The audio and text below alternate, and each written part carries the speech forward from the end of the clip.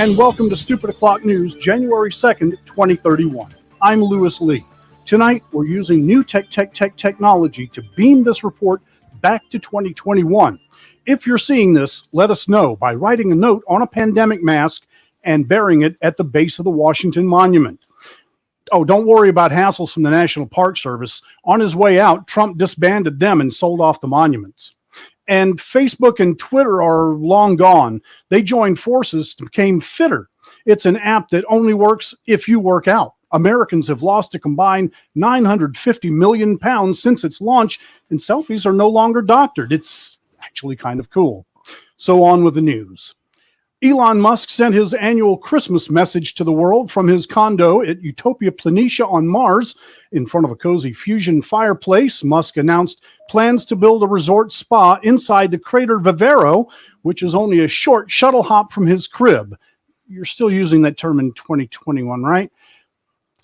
Verfinity Global has announced their new 10G Omni service finally fulfills the promise of combining cellular, Wi-Fi, and Bluetooth into one signal that blankets the entire landmass of the Earth.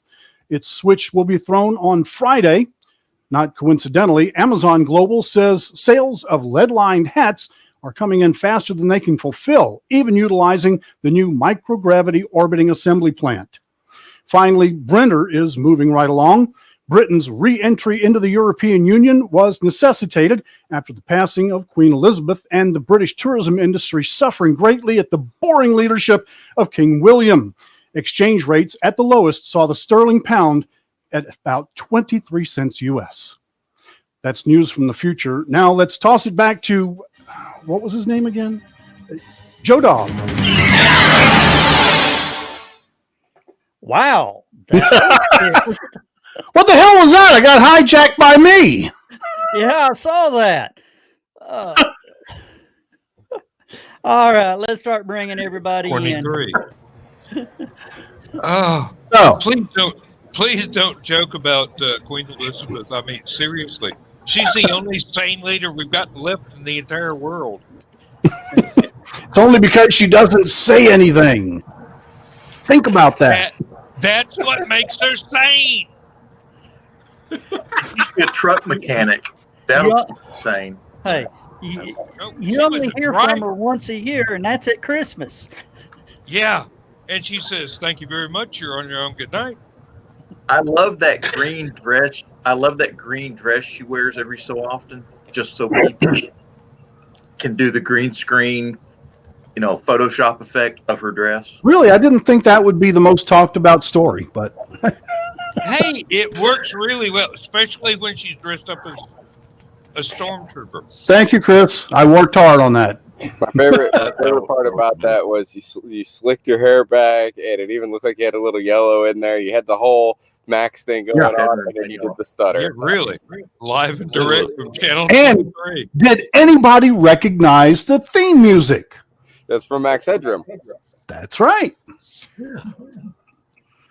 I haven't seen a Max Headroom butt-in like that since 1987 when somebody hacked PBS and interrupted Doctor Who before it got really weird. Chicago.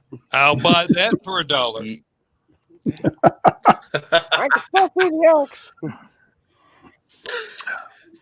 I don't know. Earlier this week, I just got the crazy idea to, okay, so we just entered a new year, but what if we jump ahead, So, Lewis, it was inspired. I'm proud of you, boy.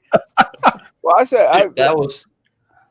It was really funny because on Friday, or no, it's on Thursday when I came up here to Knoxville because I'm hanging out at my buddy's house. I came up here to Knoxville and I said, "Oh yeah, we're gonna be bringing in the new year. It's gonna be 2019 soon."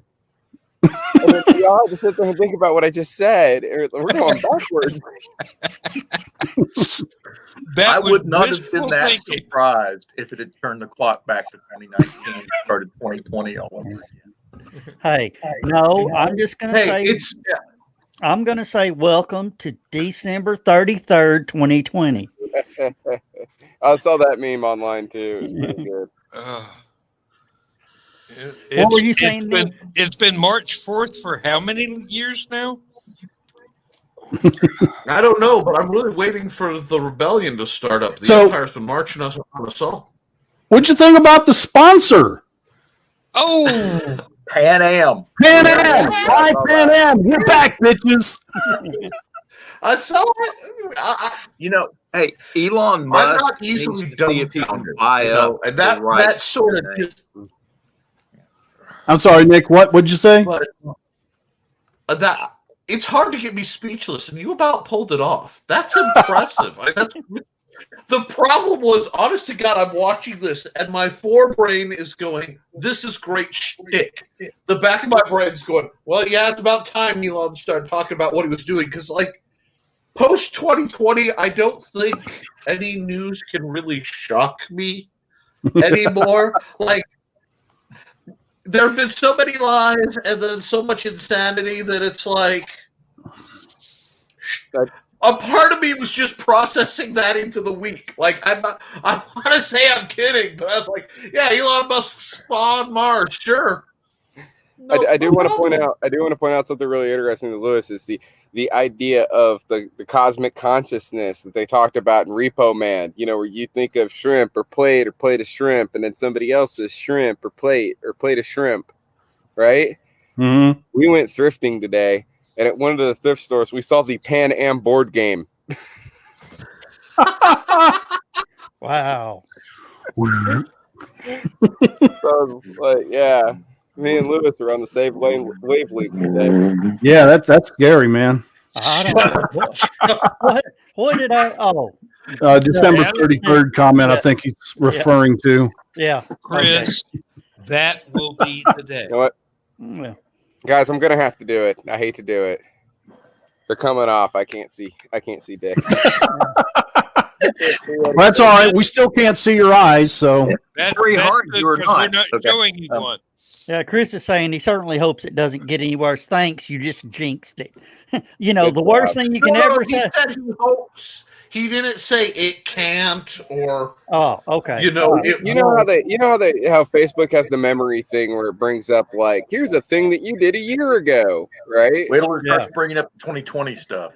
Well, somebody had a bunch of people had done the same thing. They had reposted this image from like Tumblr or whatever of somebody being all like, I told 2019, come at me, bro, and this is what happened. 2020, I hope you're a better year. They were like, look, we're never doing this again. 2021, we love you. We're A gonna friend, sneak of mine, in. a friend of mine posted that he was a little bit cautious about planning anything for 2021, and I replied that I am approaching 2021 as Like if speed. it were a lion with a toothache. I'm just going to sneak around and hope that I don't get noticed. Okay? No, hey, John, did you notice any of the little Easter eggs that I threw in there? I mean, there was a lot I of saw a couple. information on the screen. Story, Like, look, COVID-30 vaccine to be produced at China Colony Mars. Voyager 2 reaches new milestone detecting gravity well on approach to Proxima Centauri. you misspelled approach. Oh, shit, I did that again, man. Hey, no. Labor It's been 10 disputes. years. It's been 10 years. That's how they spell it now. Oh, okay. Labor disputes as work-from-home employees demand better homes with 10G shielding. President Will Smith. And how you like my made-up logos? Verizon and Xfinity join forces. The Verfinity. Yeah. Yeah. I like the And- dark turtleneck. And now it's Amazon Global. Amazon Global. Yeah. Because they've taken over everything. Brian K. Moore says he's already establishing an adversarial relationship with 2021. Tell those 365 days to bring their friends, or else I'm outnumbered. Brian, you were playing with forces beyond your control. What you don't know is under that fez is actually a Lovecraftian entity that just grafts with the skull of Brian K. Morris, puppeteering him through assorted It's not a actions. fez. It's a mind control creature. Now, wait a minute. Underneath the fez is a brain slug. Thursday night, I saw Brian and Uncle Carl both in a fizz. Is that weird? No. No. You know, my computer shut out every time the link came through because I finally could make that show. I was going to make that show, and every time my computer would shut down, my phone would shut down. It was just cussed, and it's like, so I don't know. I think I'm just banned from it. Yeah, that would be a good. Yeah, 2020 don't stand a chance against Cookie. Hashtag don't die. Go feed Cookie. Oh. So I know you guys are all astronomical. Sorry, wrong group. Not astrological. Astronomical fans. Did you hear about that asteroid that's going to be going by? It's 10 with way too many zeros worth of precious metals on it. Yeah, asteroids? No, I don't have asteroids. My dad does. Sometimes he can't even sit down on the toilet. Yeah. It's not going by. It's in a stable orbit way out there, but it has more gold than most politicians can ever dream of grafting. Apparently, if they take this thing, divide it up, and give an equal share to everybody in the United States, they'd all be billionaires. Well, except and of course, the price of gold. That's going to happen. Which means that when Jeff Bezos sends the Amazon drones up into space to get the thing, we're never going to see a cent of it. Yeah. Chris Walker has sent me a link, and I'll be throwing it on Armchair Rocket Science in the morning. Okay. John, you see the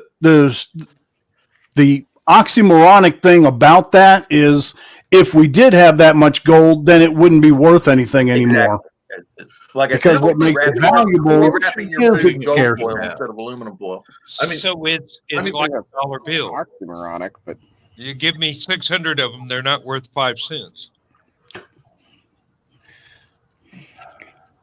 Well, we'd sort of be trillionaires. The price of gold would be nothing. I mean, yeah. Like I said, you'd be wrapping your food in gold foil.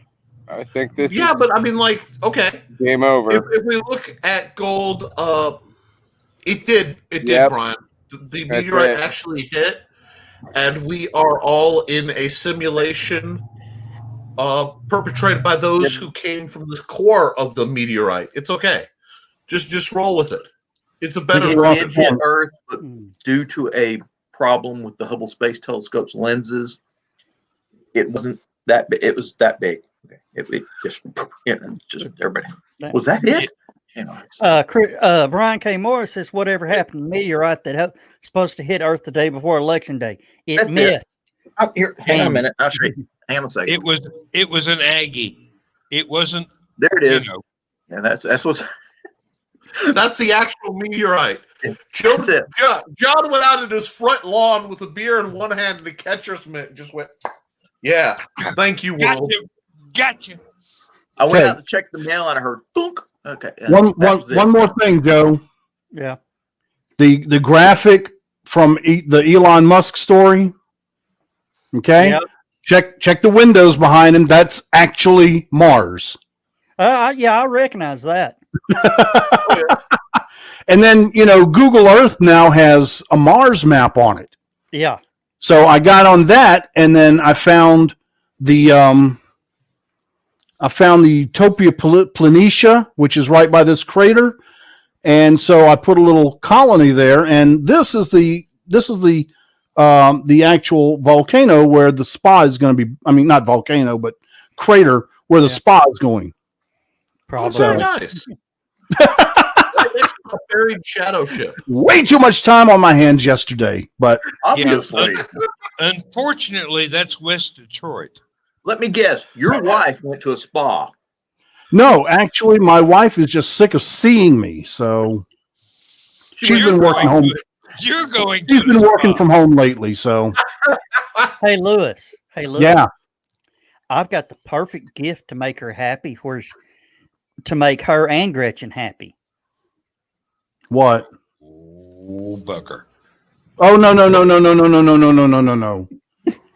We are happy with one pup. Oh, but Gretchen would They're, love they're to have- adorable. They're adorable, but I think we're going to stick with one. Gretchen needs a little brother. Gretchen likes being an only child. She gets spoiled terribly. I think we lost Skunk. Either his He phone said he died was going to have some system errors. I'm sure he's running an extension cord right now. and there he is. Hey, No, I he's just on wanted the to tell phone. y'all. I told you the Hey, battery on that full thing wouldn't color. last. So Yeah. this is Full my last color. this is my last message to y'all. Y'all have a great night. I have to leave the show. I'm sorry. Okay. Good Well, night. thanks for Good night. thanks for trying, Skunk. We'll We see love you, you Skunk. Thursday night. Good night. And there he goes.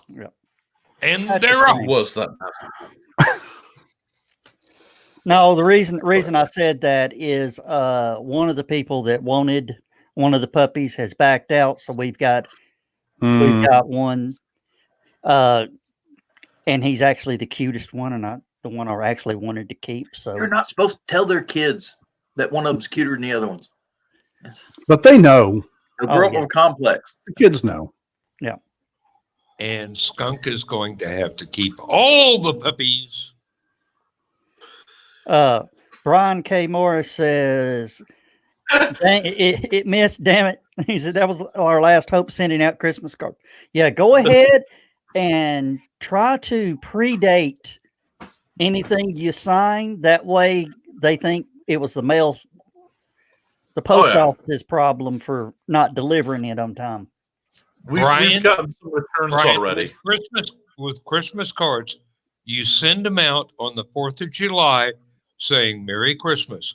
It can equally apply to the Christmas before or the Christmas that year.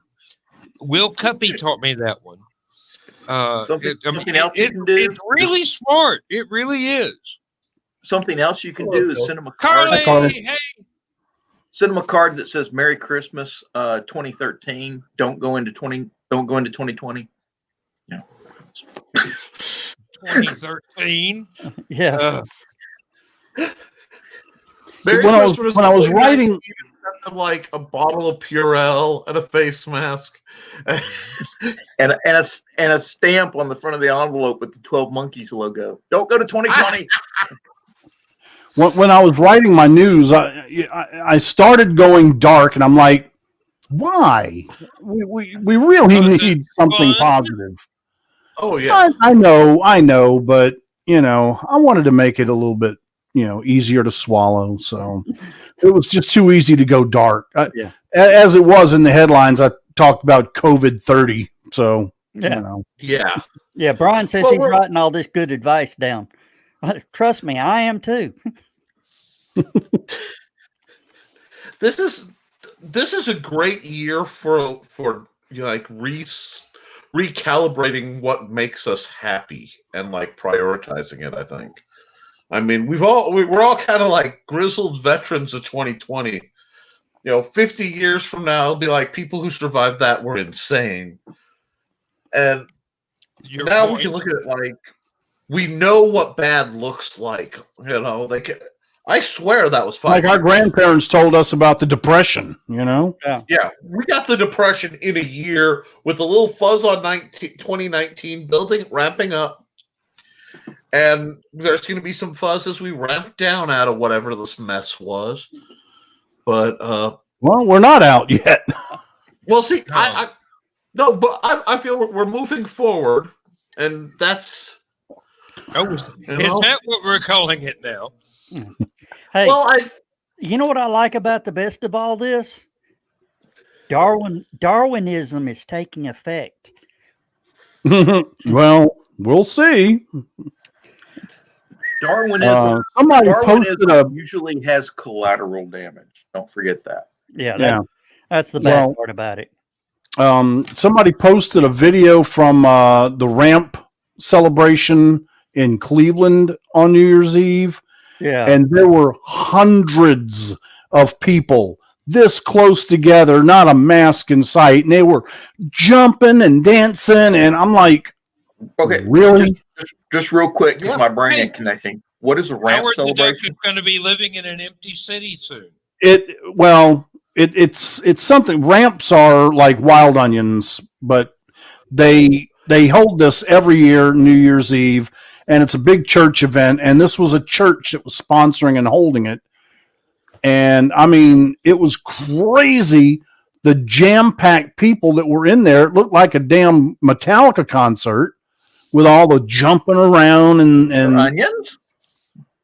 Yeah. yeah. It's Bradley County. Church of God. Yeah, exactly. It was sponsored by a church, which falls under the Church of God. Well, in Cleveland, that's pretty much a given. Yeah. You mean the same people that tell me that I can't buy beer before 12:30 on a Sunday? You mean those people? Okay.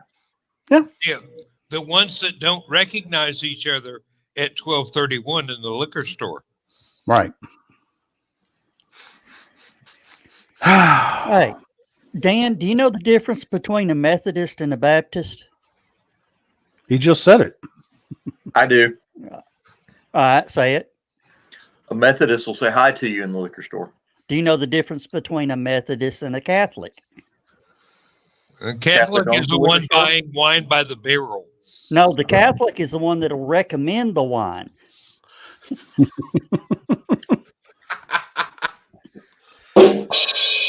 There it is.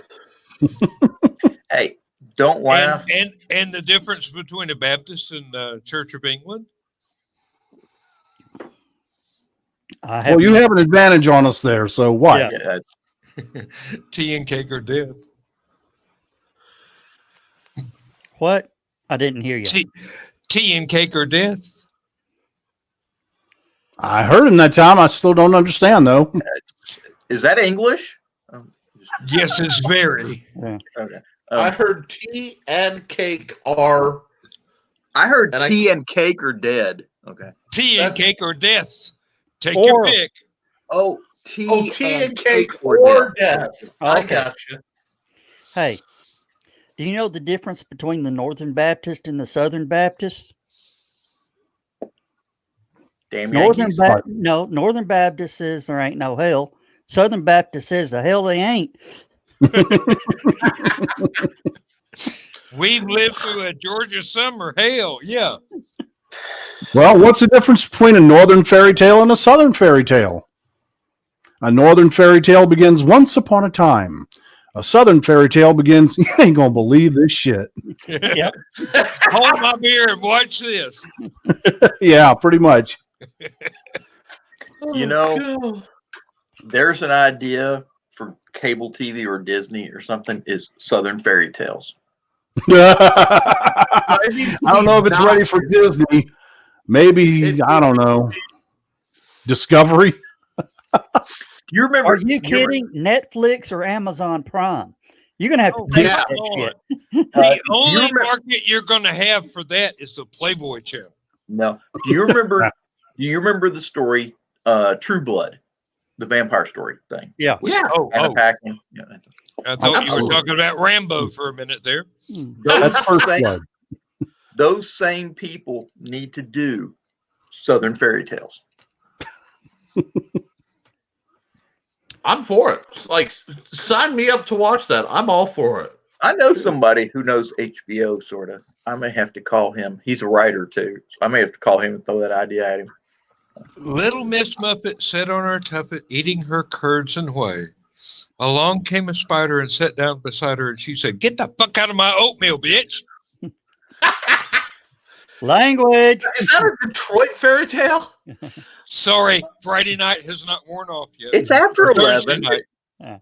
I believe the rules state after 11 we can use profanity. Oh, that unlocks 30% of my vocabulary. Vocabulary. Yeah, but it affects the possible monetization too. Does it? Yeah. Yeah. Well, I'd have y'all to ain't go heard in. nothing yet. I'd have to go in and re-edit and put in a squeaker every time he says that. You can get away with the S and D and the H, but you drop the F, and you got to put a squeaker in there. Oh, that means the C is quite out. Yeah. Doesn't I'd have to check. It would explain why a whole bunch of sites don't get shut down the way Disney usually slaughters copyright infringement. Oh, my youngest son just posted something about copyright is beginning to expire for things that are 95 years old? Yes. Steamboat Willie. No. That is Disney. That will be covered eternally. Anything owned by Disney will never come into public domain because Seems they I have heard something money about to buy enough congressmen to make sure that never happens. Seems I heard something about Wizard of Oz is going to have problems. Yeah, because they're coming up. They're coming up on it. Well, MGM for sale. Depends on how you pronounce it. Well, that seems to be okay. Oh, what was the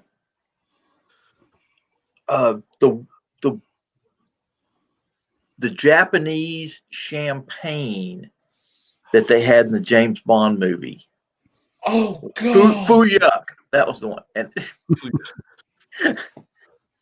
the waiter brings out the champagne and they go, Fuyuk. And he took a sip of it and he goes, I approve. And the girl he's with goes, of the wine? He goes, no, of your dress. That is weird. I was just watching Goldfinger yesterday. So Man with the Golden Gun. That was what the movie was. So it was a Connery. That sounded like a Connery. No, it was not Connery. It wasn't Connery? No. Oh, that's Roger Moore. Oh, that's Roger Moore. Yeah.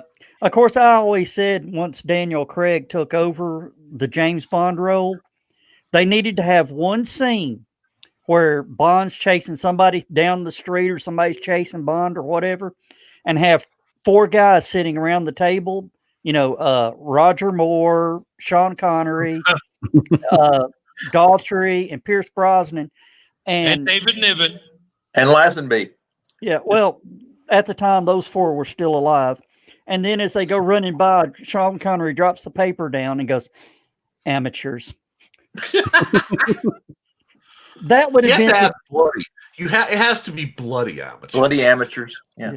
It's got to come down from a Scottish soul. Yeah, well, George Lazenby had that great role where he went to save the woman on the beach. Yeah, and got attacked, and she steals his car and takes off. And he goes, "This never happened to the other guy." Oh, and by the way, Nick, I am a lord now. Do you know I own property in Scotland, and I bought a plot for my wife. She's a lady. There you go. You're in good company. I was actually going to change my name today, and I thought I didn't want to be that pompous. But yes, actually, my wife and I got that for Christmas. So I'm like, two of my aliases have Lord in the title now. This is grand. I love it, I even ordered a kilt from Amazon. Well, it was a utility kilt. Oh, and those I are plan nice. on wearing it in the summer. Those are nice. Now the thing is, I was the choice of tights or a kilt, and I went with the leggings because I had wasps interfere with me wearing shorts once, and it took a decade to get me to wear shorts, let alone something with that much access. I bet they don't have wasp in Scotland. Now that you mention it, because if they had wasp in Scotland, wow! Yes, they do. But they're called revenuers. I'm sorry, I took WASP by an acronym for a second there. Your commentary I'm sorry. Wow. Britain is full of wasps. That's all you got there. Now wait a Except minute. a part of Ireland. Not wearing a kilt to keep from getting in trouble with wasps. This is delightful. Oh my God. We're willing to take our hands off the guns for you. If you'll just sign the paper first. Oh God.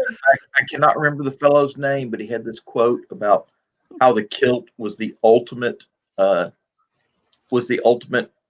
accessory for going into battle, because for fornication or diarrhea there is no substitute. Yes. Makes a valid point. Hey, And you can always strap an M16 to your thigh without revealing that you've got it. Hey, and Well, it looks like you've got a tail. Hey, and sheep can hear a zipper from 100 yards away. Montana. That's not right. I don't know where you get, my friend, but I see you won first prize. Oh God. Oh God. I'll take punchlines for 7,000, Alex. Actually, the first time I ever heard that, the Mollies sang it. Really? First time you ever heard what? The punchline to that joke. Oh, I don't know where you've been, little man, but I see you won first prize. The song's called "The Scotsman." Yeah, the Scotsman. I think the first time I heard was the Dooleys at the Irish Cultural Center in Chicago. I think that's where I first heard that. And then the techno version because of the circles I travel in. Kilts and Kylie sticks. I heard it in at Riverbend. Believe it or not, I heard it at Riverbend. One of the artists was named Mike Rayburn. He's all over YouTube now doing motivational speeches. He gave up. He added motivational speaking to his performances, and he only does corporate gigs now. Yeah, Carly, that is a great song. I'm trying to remember who did the Scotsman Unbound, the techno upbeat version. If I can find it, I'll send it to you, Carly.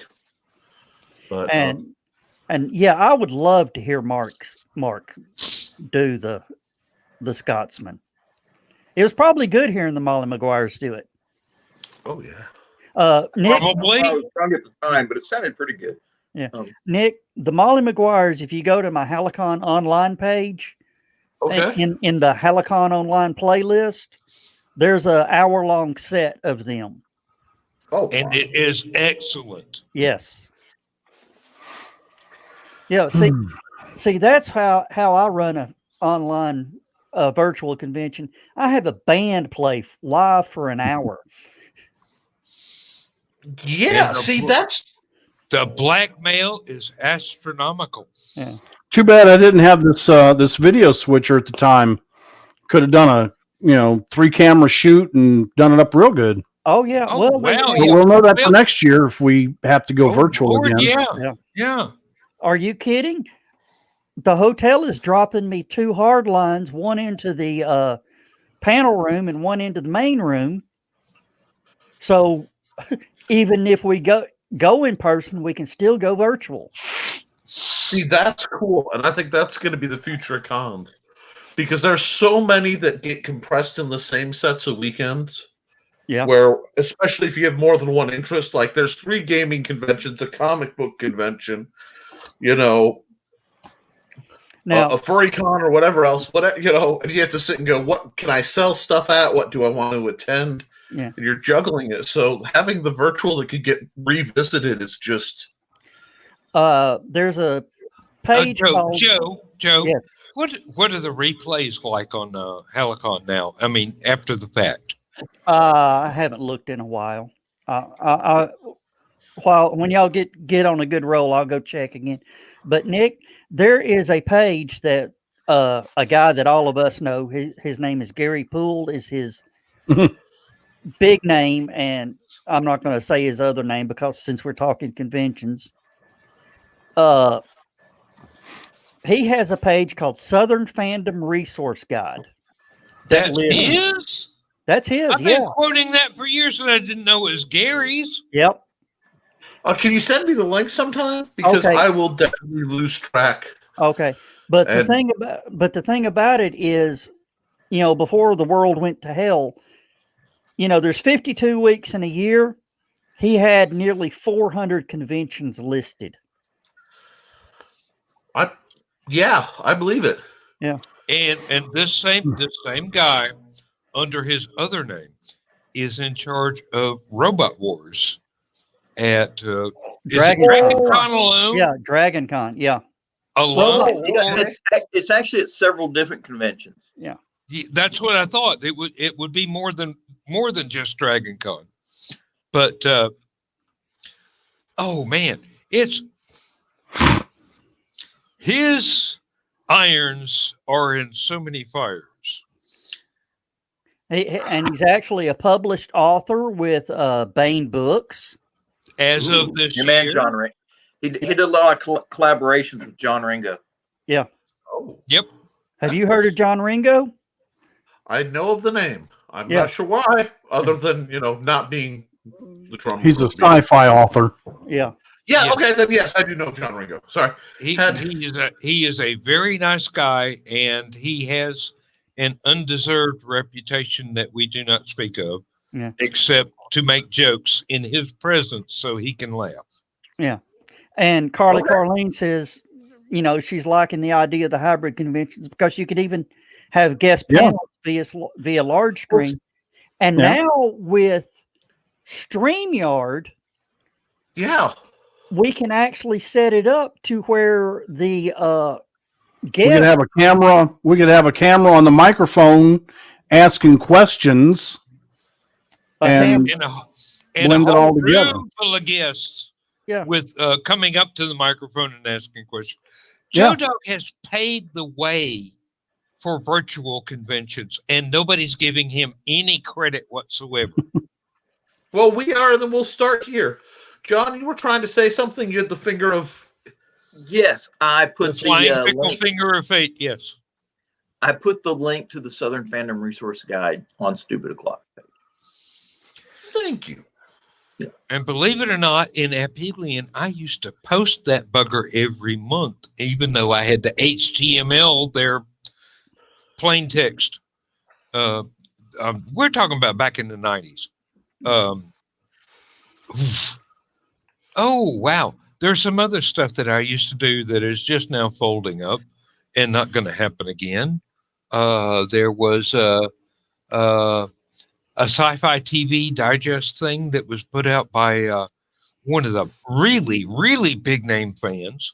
And I didn't realize that he was still doing it after my magazine had gotten so complicated I couldn't do it as a simple web page anymore. He Lord. doesn't, Brian. That's why we keep trying to build up. We like him because he doesn't have the ego he could. Well, when I get an ego, people call me an asshole and smart ass and all that. Oh, people call you an asshole even when you don't have an ego. Come on. Really, Joe? We don't wait for you to develop an ego. It's a vaccine against egos, You get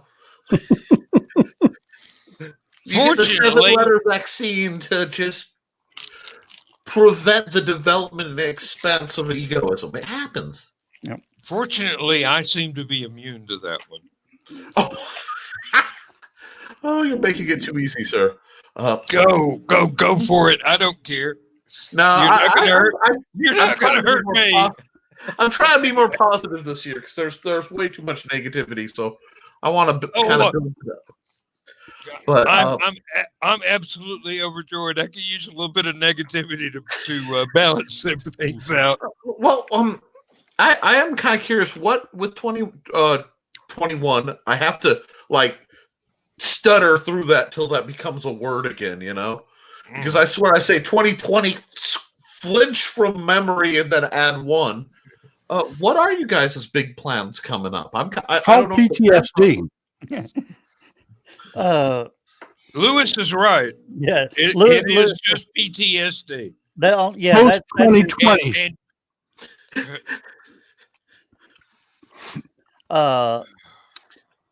Me, hopefully to get Halicon, in person again. Hopefully I can pull off my comic book show and also the cosplay sale. Ooh. Yeah, I ran 3 little conventions, before the world went to crap on us.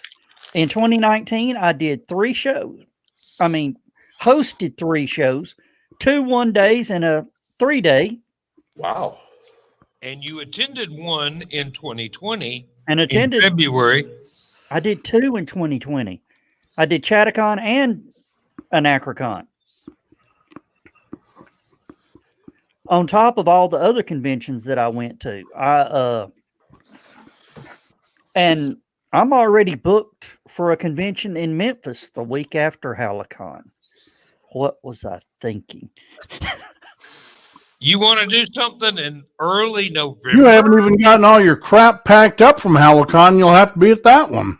Yeah. Well, see, that's easy. You just repack it and you never, leave it in the car. It's all virtual. It's on a truck. hard drive. It's got a step van. I got a. Oh, now we're not talking about his kids here. No step van jokes. Yeah. Okay. Hey, Nick, I've got a 14-foot box truck to transport the convention. It'll hold 3 cigars. What's up, John? Oh, Chattacon's going to do a virtual con, supposedly. Yep. I haven't heard. But I'm curious to see. I'm curious to see how close to what you did it's going to be. Nowhere near. They don't even want to talk about it. Atlanta Steampunk Expo has canceled their live con for February. I do not know what Captain Bill has got in mind, but it may be something learned from you. Or not. Who knows? We'll find out if and when things happen. What the hell, Joe? Chris goes, what the hell what the hell is about? That's what he's saying. What the hell about?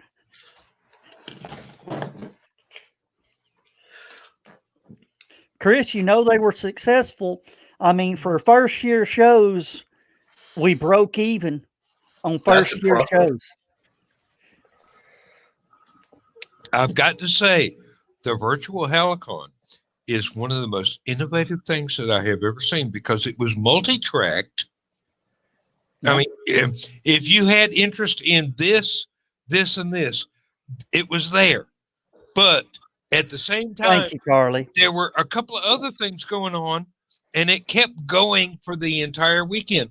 And I still have not been able to finish all of the recordings. And I have,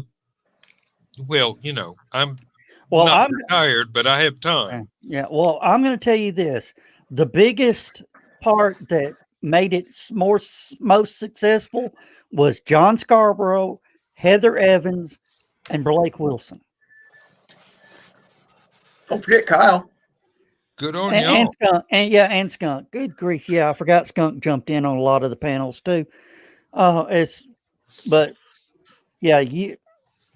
Y'all jumping in and the way that we brought up Nick, I don't know if you've watched any of the Halicon. No, I haven't gotten to the links to it. I mean, all right. Let me do something here real quick. Linkage coming up. This is the way it was set. Most of the time, it was the main panelist.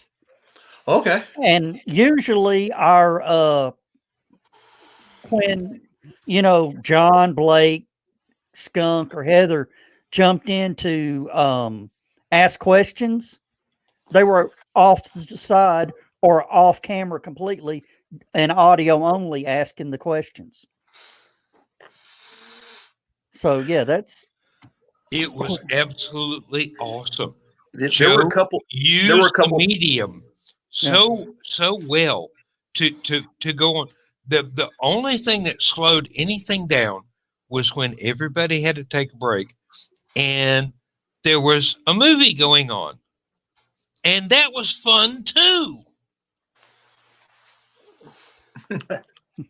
Yeah, Nick says, Brian Morris says, you just have to watch the parts with me and them. They'll save you a lot of time. And what are you going to do with the other 58 hours That of the weekend? trademark BKM humility rises up once again. Oh, I'm going to get roasted by Brian the next time I go in the green room. Oh, you get roasted by Brian in a couple moments, more likely than not. You know, he's not one to delay a punch. But I'm really looking forward to Polycon. The green room does not have the breaks that we have here. And I'm talking breaks as in putting on the brakes. Because I'm having to slow down from just once in the green room Thursday night and trying not to demonetize Joe Dog here. Although I could single-handedly. Yeah. I'm trying not to, Joe. Please give me credit. I'm trying not to. Occasionally, I will slip. I'm behind the scenes chasing stuff down real quick. Yeah. Well, it's appreciated. I mean, you are definitely the Wizard of the Saws. All right. And Nick, thank you. I It just came up on my. Yeah, I have my cell phone set up as a separate feed, but off my incredibly terrible internet. 11:49. Is it not time for a? We're getting ready for the end yet. No, this is 2 hours. We got another hour to go. Oh, 2 hours. Okay. Yeah. I guess I must sleep through the rest of the damn shows. No. The pace is just different. Although I do have that effect on women.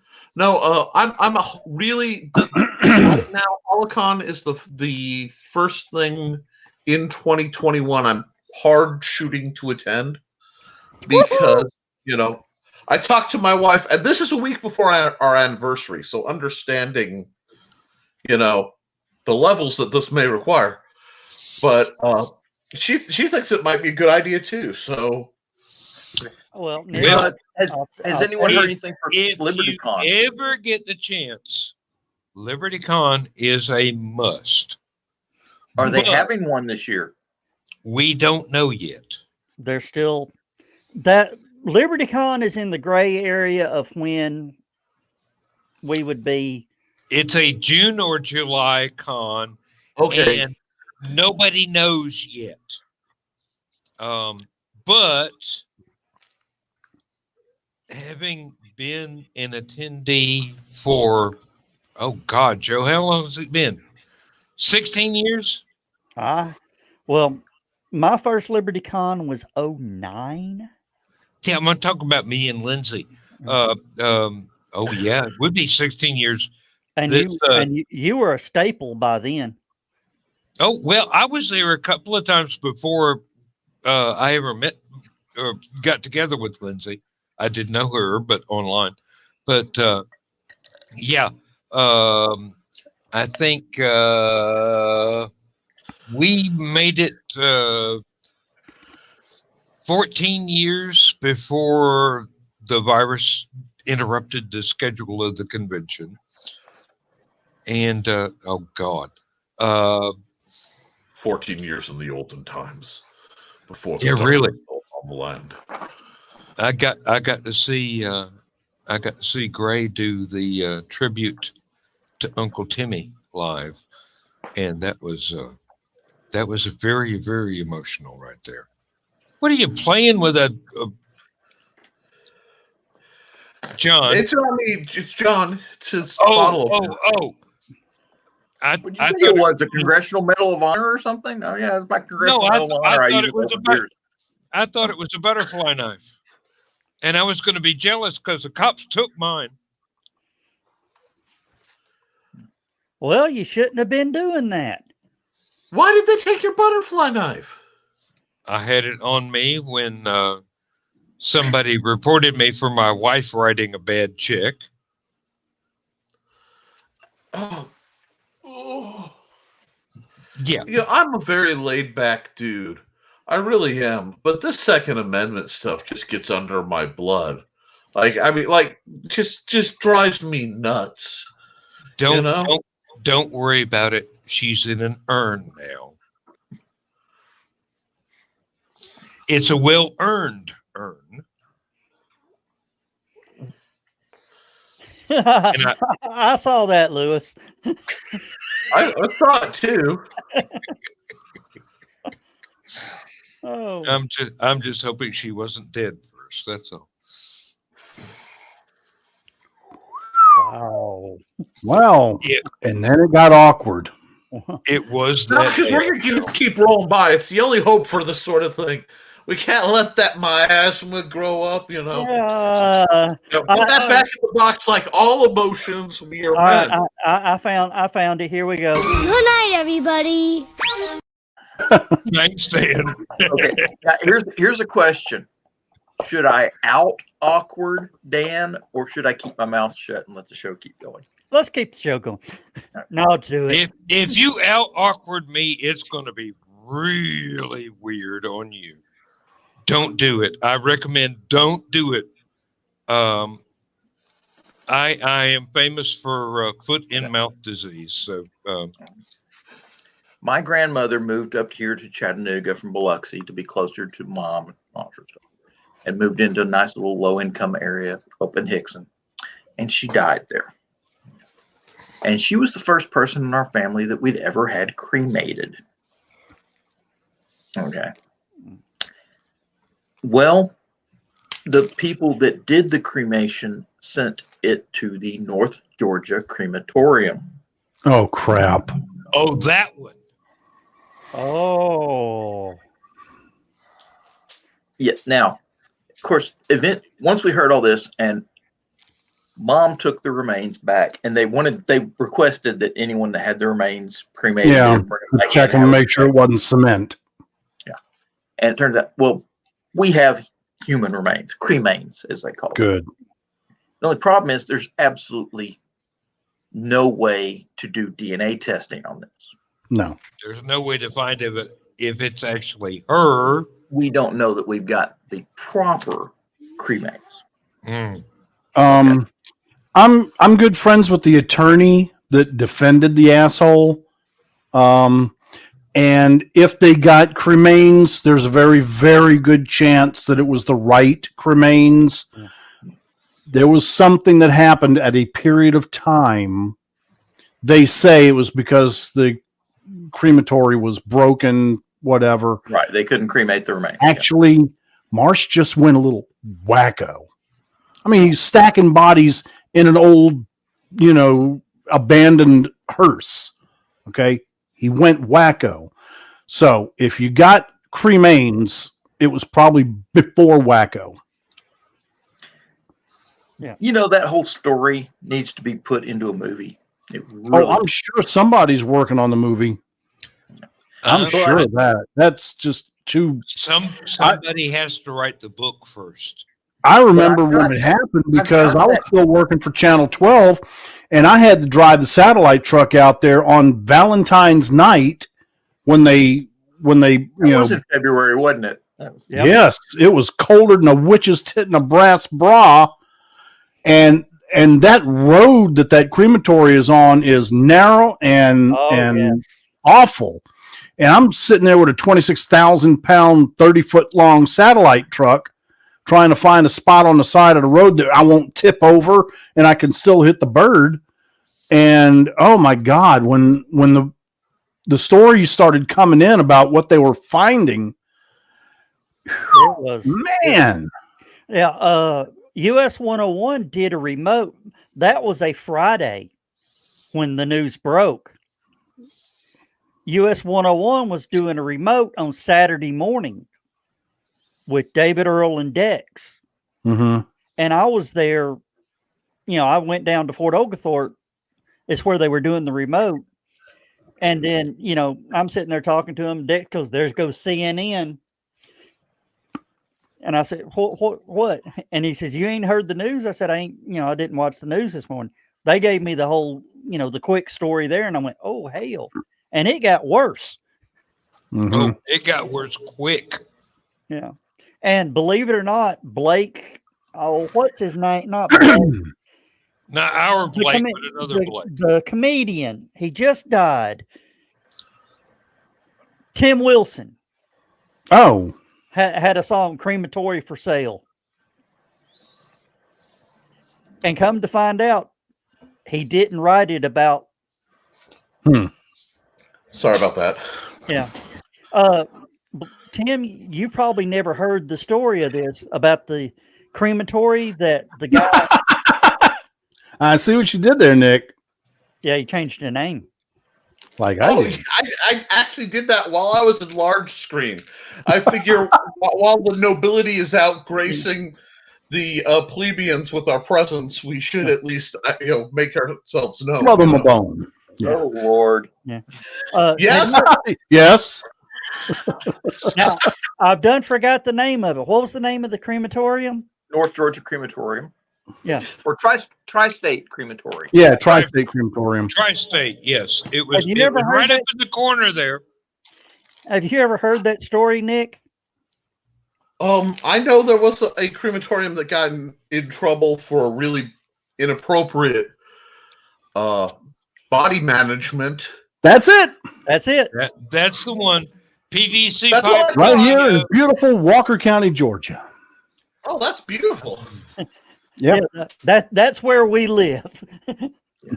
But to give you an idea of how funny this was in my family, is of course we're cracking jokes about it, and just like,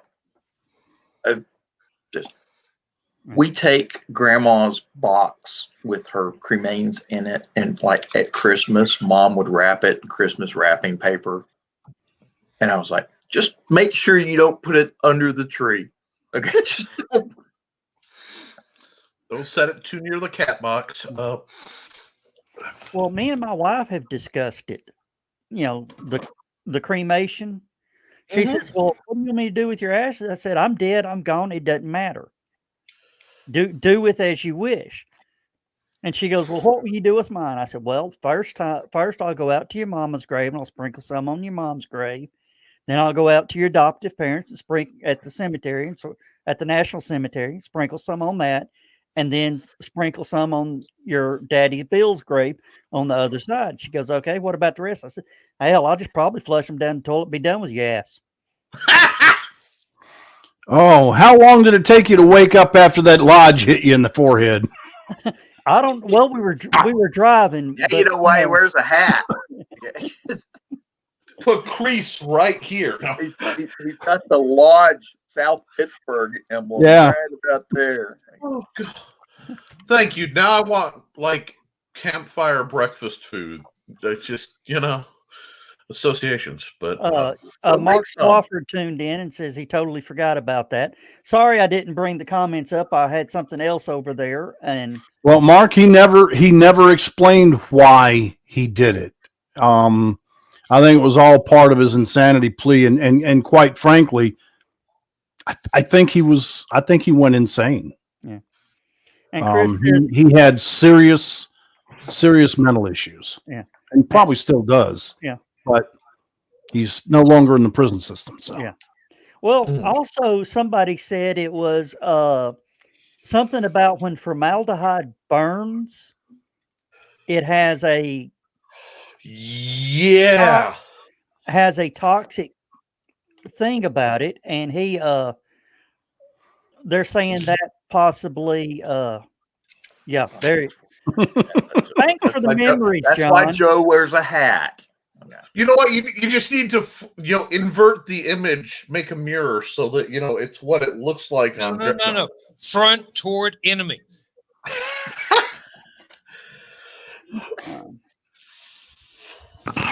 And Carly says, I got John to laugh. Shit. Well, see, what's funny is I used to have to give that class in the Army. And I used to make the joke about how, this is the M16A1 Claymore anti-personnel mine. It says, this is the Army version. It says, you can tell because in the Army version, it says front toward enemy on the front side. On the Marine Corps version, if you turn it around, the back says contents not edible. Yes. That is the damn truth. Those pesky crayons. Oh. I have a story about recruiters that will get me in trouble if I tell it, so I'm not sure if I should tell it or not. But hold they're on. all liars. Hold on a minute, Nick. Just to give you an idea how we feel about you telling a story about a recruiter. Oh, okay. All right. First off, I did, in fact, at one point attempt to join the military. I have one leg so shorter than the other, and they wouldn't accept me. Just flat out, no. It was post 9/11. I think a lot of people felt that way, But I was in college, and I was trying to work through finals week. And every year during finals week, they'd have the line of recruiters for the people who were desperate. Like they'd be camped out in front of the cafeteria and just picking off people who realized they weren't going to make it in college. So there was this journalism school. No, it was a satellite of Purdue. I was going for a liberal arts degree. Somebody's driving up and down my street honking a horn. All right. Okay. Well, I hate to do this too. I got to jump out for a minute. I'll be right back. Behold the power of my rambling story. Lesser men crumble before just the. I'm going to tell you guys. I'm going to start talking, but let me lay it. Oh, am I going to go? Hey, Nick, when they come back, we're all just going to laugh like crazy, and they're going to wonder what we're laughing at. Man, you missed Nick's story, but anyway. No. Okay. I am still listening. Oh, you fucker. All three of us ought to act like we're asleep, and Joe will go, didn't miss a thing. But, okay. Go for it, Nick. This whole line of guys, right? And they're all yelling at us, like sideshow barkers. And the Marine guy's saying his spiel. I'm like, thank you for your service. I grew up in a Navy household, but you guys don't want me. I got one leg too short. And he let it go. Totally legit, surprisingly mellow. Walk by the Navy booth, and as the sailor has hopped around his skirt, literally right down. Like, it reminded me of my old man. I appreciate that. It's good to see the Navy's doing what it's supposed to do. The Air Force guy, at point of fact, watched the Navy guy go by. We're not going to whatever. Oh, excellent. Then you're going to love what comes next. Because the Army guy starts yelling at me about, you need to join the Army. And I'm like, I can't. No, so you need to join the Army. We're looking for smart folks in the Army because we don't get enough of them. And That's true. I can't join a preparatory organization. And he goes, what do you mean by that? I said, well, Army stands for ain't really Marines yet, right? He gets mad at me. And I just go on my merry way. And then I pass the Coast Guard booth. And the Coast Guard guy has adopted a fake Southern accent and is doing his best DI instructor. And I'm just trying to walk by, and he's like, hey, boy, you want to grow up to be a real man? I'm thinking to myself, I grew up in a Navy household. My dad was Brownwater Navy. Please leave me alone, sir. You don't know what you're doing. Boy, you need to be a real man. I can see you're too good for that. You join the Coast Guard, and we'll grow you up a couple. You ever have the devil get a hold of you, and you just feel the devil get a hold of your tail? And I turn around, and just as sweet as I can be, I say, sir, I'm sorry, I can't join the Coast Guard. You see, I don't meet the height requirement. And he goes, height requirement? And I said, yeah, you see, I'm not 6 foot tall. And he goes, well, why the hell would you need to be 6 foot tall to join the United States Coast Guard? I said, well, so you can walk back to shore when your boat sinks. We in the Blue Water Navy, we call them knee-deep sailors. Mm-hmm. This man, one hand vaulted the table, cocked back. I went, conduct unbefitting. What did you say to me? I said, conduct unbefitting. It's right here. Leave me alone. But I got in trouble for that. I was requested not to speak to the recruiters anymore. When you can get a dean, an assistant dean of the college tell you, please don't engage the recruiters anymore. You're hurting their feelings. But no, I absolutely support. I support veterans in everything. I grew up. My dad worked in the VA. I support veterans of every stripe. But I have this thing about recruiters just flat out lying to kids. Oh yeah. Well, that's their job. That's their job. But anyway, no, you were talking about ain't real Marines yet. U.S. Army actually stands for Uncle Sam ain't released me yet. Okay, and Navy stands for never again volunteer yourself. True, but Marines stand for my ass rides and Navy equipment. That's right. We're their chauffeurs. Absolutely. We go right up to the shore and say, sick 'em, dog. But no, I have one department of the Navy, men's department. Yeah, it's a lingerie, second floor. And he wasn't even looking, Lewis. That's all right. He felt it. You're right, Nick. Okay, I have 2 younger brothers in the Marines. I am an expert at telling Marine Corps jokes. Okay. You know not to buy them crayons for Christmas. How did you know? The jumbo box. It's like a Chinese buffet. 64. Okay, I got them the 64 box, but you do have to show them how to use the crayon sharpener. 64 flavors, yes. Lewis, And they all taste like wax. What's that story about the U.S. Iowa when it's USS Iowa? Yeah, two S's. Yeah, the Iowa when somebody shot something at them and it just bounced off and they unloaded all the 16 inches on them. Okay. And then the reply back from one of the other ship is temper. Temper. I'm trying. It was during the Korean War. Play nice, boys. Hey, you don't piss off the captain of a vessel that each one of his rounds weighs the same as a Volkswagen Beetle. I mean, we're talking 3,000-pound rounds out of those 16 inches, man. God, that'll do some serious damage.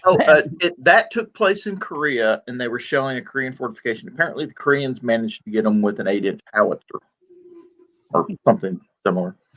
And oh, that's cute.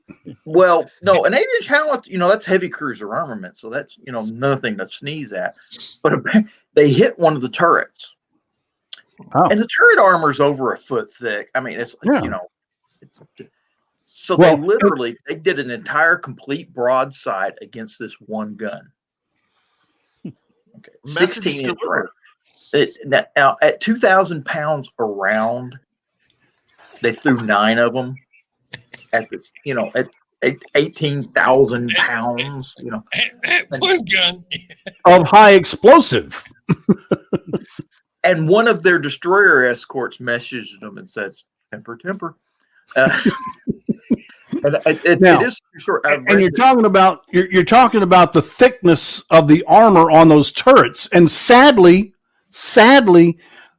that's not to protect the guys in the turrets. It's to protect the rest of the ship in case shit goes wrong in the turret. And shit could go real wrong in there when you're talking about, big bags of gunpowder all over the place. Yeah, it did. Oh yeah. Oh my God. I mean, a U.S. battle wagon. That's a scary bit of ordnance. No kidding. And sadly, they've re-mothballed all of them. Yeah, but Oh, it was the mothballs Wisconsin. can be taken out. It was the Wisconsin, by the way, not the Iowa. Oh, okay. And let me see if I can find the whole story. A U.S. battleship is the closest thing that the real life will ever get to one of Keith Laumer's Bolo tanks with megaton per second firepower. The incident happened on March 15th, 1952. It took a direct hit from a Korean 155 howitzer. And return fire of all 9 guns, totally obliterating anything and anyone in the position the hostile shots came from. Right after the shots were fired, a sister ship, which was escorting Wisconsin, flashed its signal lamp with the words "temper, temper" before continuing on its way. I bet they changed the coastline of that particular area.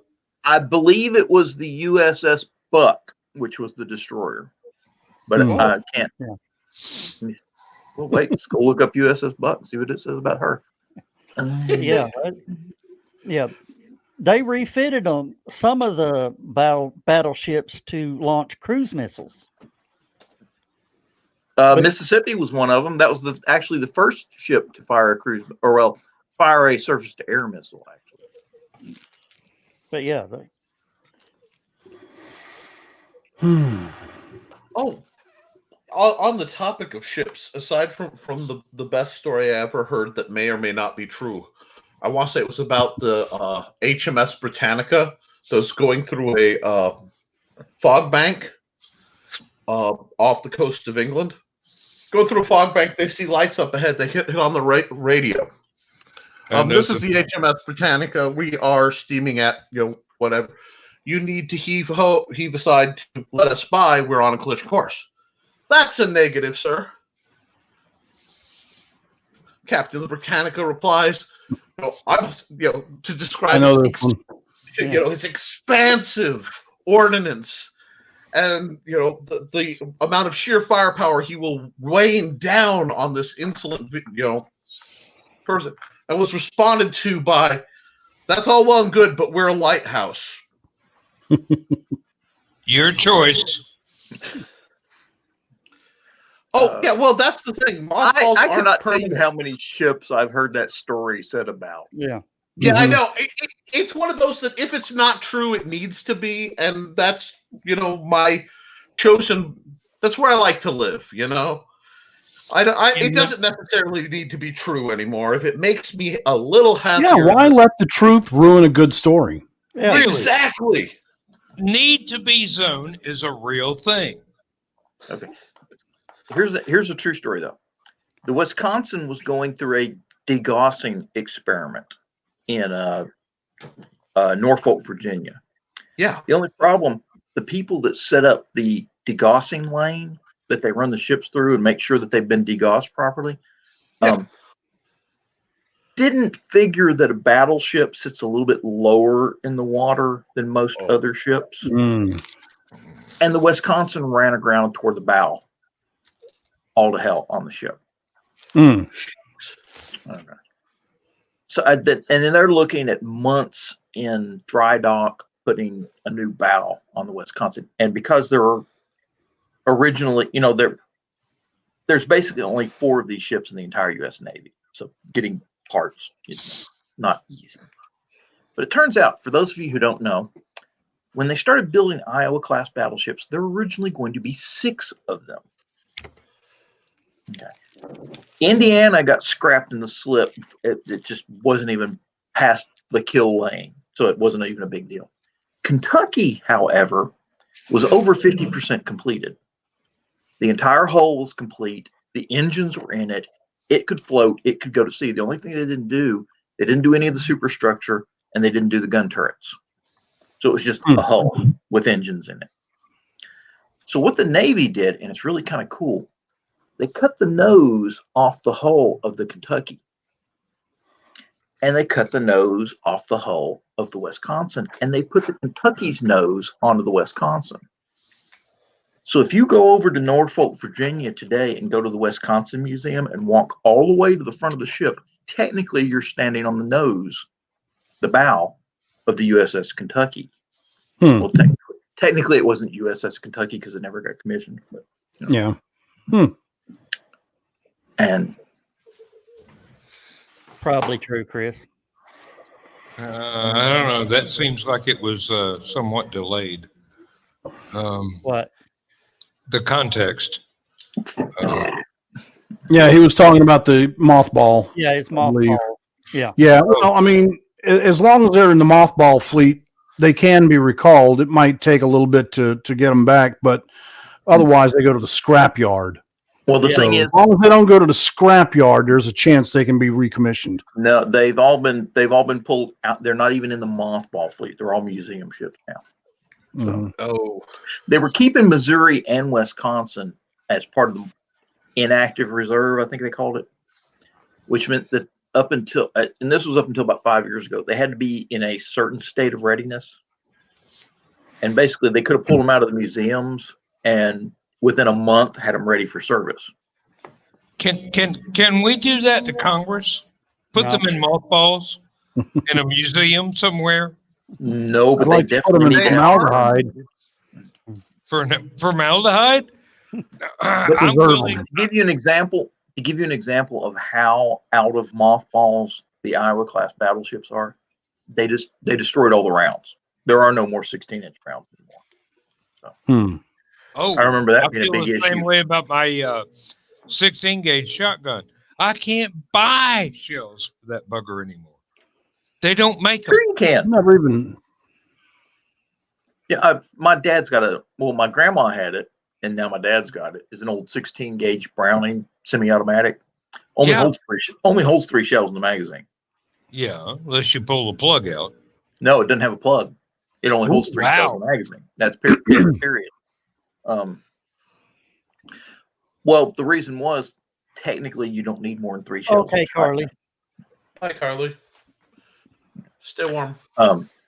But you can still get 16 gauge shotgun shells. You just gotta, you either You got to hunt Academy- for them around here. You can't find them. Academy Sports had them. You may have to order them online. You have to order them online. Yeah. Dan, message me offline. I might know if I know a guy who, if he doesn't have a good line, he can find a good line. It's sort of his specialty. Yeah. So if you're looking, if you're looking for something like that, let me know, and I'll see if I can pass it along. Well, I only need a box or two, just to keep the one that I've got in. Let me tell you where to go. Let me tell you where to go. Oh, yeah, you'll tell me where to get off too. That too. Ammobuy.com. Ammo buy is one word. Ammo, like you're going to buy ammo. Ammobuy.com. Now, I need a good source for 410s and 45 long Colt, because I have a couple of combination guns that will shoot both. Those are easy. Yeah. Well, yeah, but it's not the kind of thing that Walmart carries. No, I was going to say purists approve of someone owning. We have mutual friends that tell me I'm an idiot for wanting to have something that does two things at one time, neither of which are completely 100% well, but both will do passable. So you know somebody who hates a judge, then, is what you're saying. Yeah, exactly. I know somebody that hates anything that isn't something he can build in his garage. I know a few of those. A couple of them are almost accurate, but that's because what they build in their garage is saying it's a garage is sort of like saying the Indy 500 is a parking lot, you know. Well, But this is kind of saying like Detroit is a used car lot. Gotcha. Good people to know, though. No. Oh yeah, I'm not cutting my ties. I'm just going, dude. I'm not toting around like 7 different guns. If the zombies actually happen, I just want the one that'll do 3 or 4 things. Yeah. Chris says Walmart hardly carries any ammo anymore, mostly shotgun shells now. Yeah, you can get the Walmart. 410 and the 44. A lot of them, at least up like in Indiana, which is surprising, are refusing to carry pistol rounds because pistols are bad and scary. Yeah. Oh yeah. And They're black, but they're really just you've got something that you hold in your hand.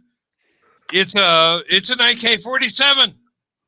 Well, I'm going to tell you, somebody depleted their ammo stockpile the other night.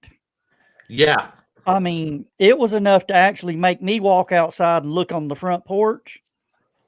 And my next door neighbor had come out to look on his front porch.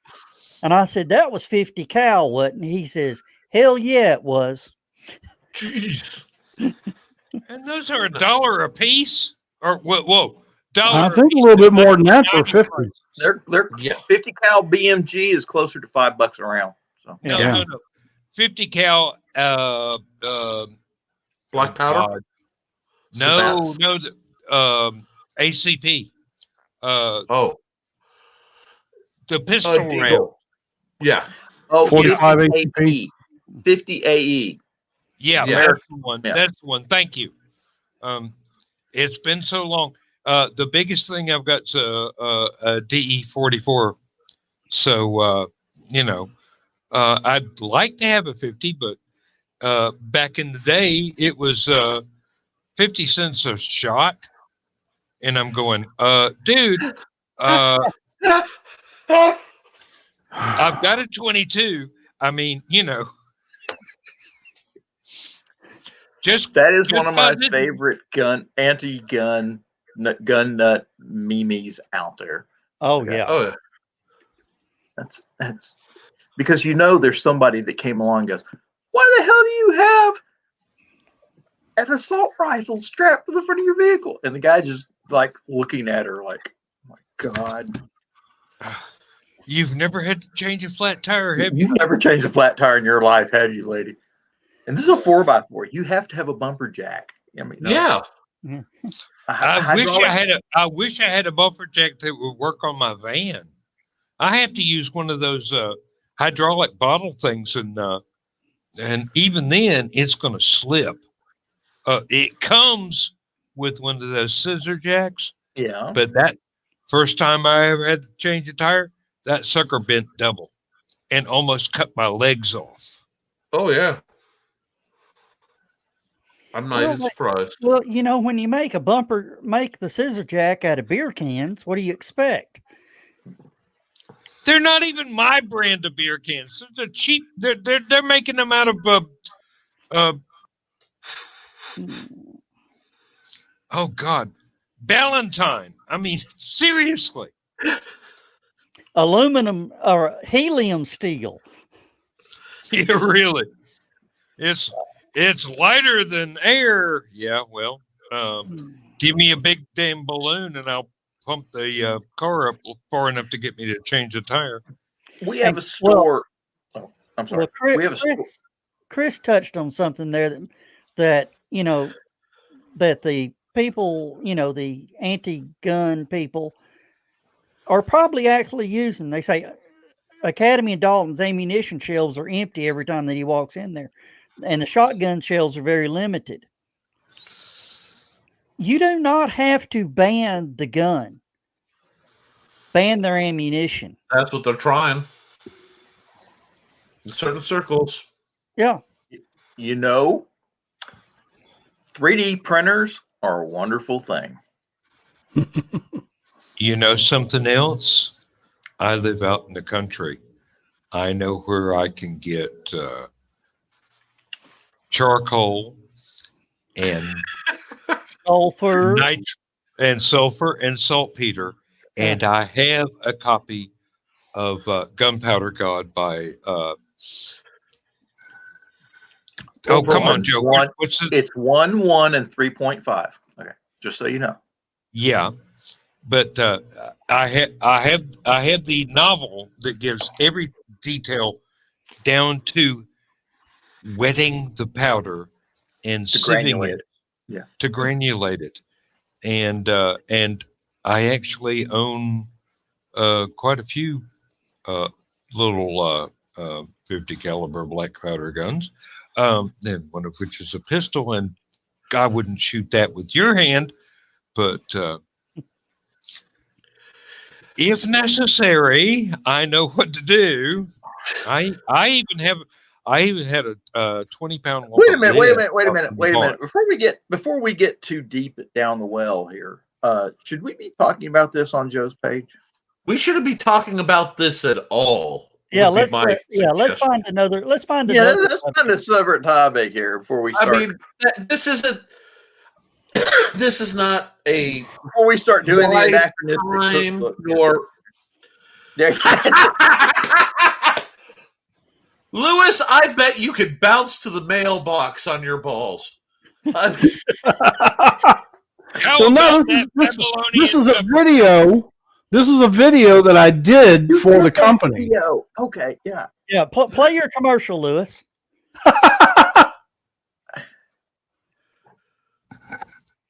Oh, we can't have audio. Their job. Shooting enthusiasts must do theirs. A very select collection of firing ranges around the Southeast that only allow new factory ammunition to be used in that room. Save their spent brass for collection by North Georgia Reloading. We bring in brass, sometimes 10, 15,000 pounds worth of brass at a time. You know, that's several million pieces of brass, in one pickup. So we do a lot of production at North Georgia Reloading. When brass arrives at our facility, it's mixed together. Rifle and pistol, 223 and 45, 9mm and 30-06. Yes, it's brass porn. This is to perform a simple sort. We have to separate the rifle from the pistol casings. I'm in heaven right now. Okay. Once we do that, we further separate them into specific calibers. Owner Paul Chapman has made some specific modifications to this equipment, making it far more efficient than originally designed. Once we have about a 55-gallon drum worth of a particular caliber, it's time for a batch. A combination of liquid detergent and steel media. Add brisk vibration and 2 hours of time, and the brass comes out looking clean and shiny. Then it goes into a drying machine where heat and media combine to make sure the brass is perfectly dry. Next, it's time to see if the brass is going to make the grade. Not every round is headed for reloading. It has to pass some rigorous inspection. We have a laser inspection machine that we run all the brass through after it's been cleaned.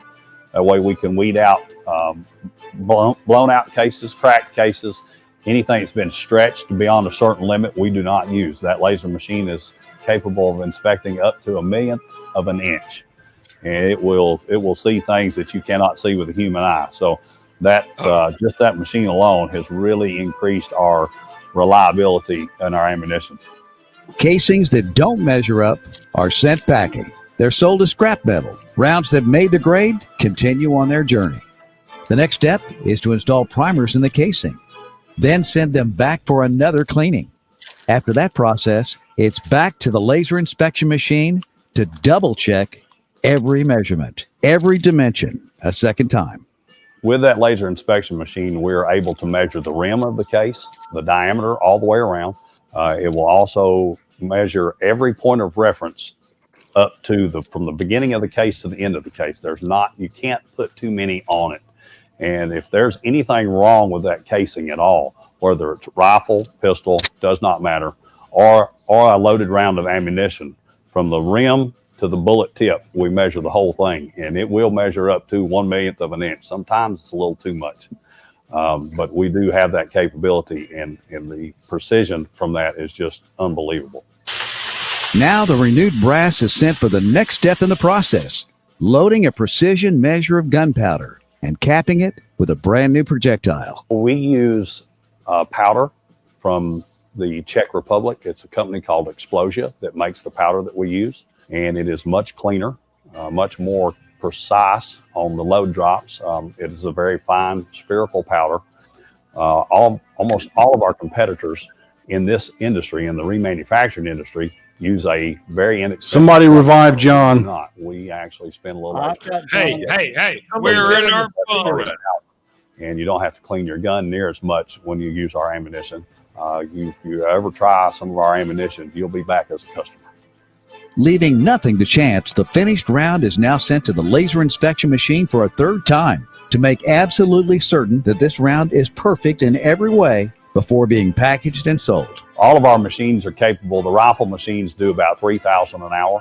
The pistol machines do 5,000 to 6,000 an hour. So on a weekly basis here, we're producing around 200, 250,000 rounds a week. The ammunition is packaged and put on the shelves at North Georgia Reloading's Fort Oglethorpe retail store. But that's not the only place you can get it. Then we also do gun shows every weekend, mostly in the Southeast. A lot of people are very familiar with us from the gun shows. So we also have a retail store, and you can buy our ammunition there, and you can also buy our ammunition online. We also specialize in components. We have bullets, powder, primers, casings. We sell all 50 those. cal, baby. We also offer reloading. The finest remanufactured pistol and rifle ammunition available is only available from North Georgia Reloading. That's beautiful. Yeah. I'll be in my bunk. Where'd John go? Where'd John go? I had to pull He's John in his down. bunk already. I had to pull John down because I'm going to drop all y'all off, and I'm bringing John in full screen. Y'all ready for this? Okay. All right. Pulling everybody down. And